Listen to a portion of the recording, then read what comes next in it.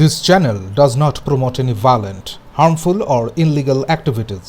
All content provided by this channel is meant for an educational purpose only. কলকাতায় ফের shootout. সাত সকালে বরানগরে এক ট্রাম কর্মীকে লক্ষ্য করে গুলি চালায় দুই বাইক আরোহী দুষ্কৃতী। অল্পের জন্য প্রাণে বাঁচলেও বারুদের ছিটেতে আহত হন তিনি। দুষ্কৃতীরা বেলঘড়িয়া এক্সপ্রেসওয়ে ধরে চম্পট দেয়। পুরনো শত্রুতা নাকি অন্য কোনো কারণ, সব দিক খতিয়ে দেখছে পুলিশ।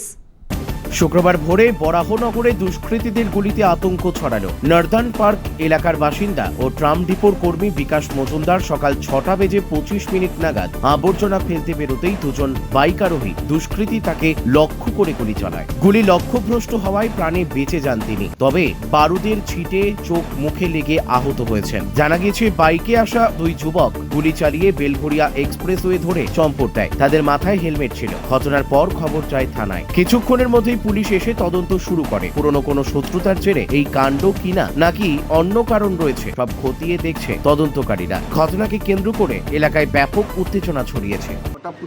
25 নাগাদ উনি আজ সকালবেলা বাড়ির নোংরা ভ্যাটে ফেলতে যান।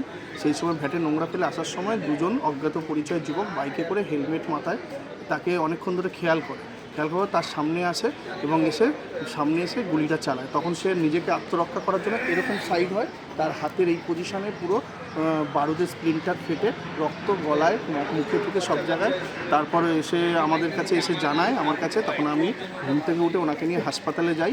গিয়ে তার প্রাথমিক চিকিৎসা করিয়ে একটা এমসি করিয়ে বরানগর থানায় গিয়ে এটি এফআইআর করি। তো ওনার সঙ্গে কি কারোর কোনো শত্রুতা বা কিছু? না, উনি কিন্তু খুবই নিরীহ লোক এবং দীর্ঘদিন ধরে আমাদের পাড়ারই বাসিন্দা।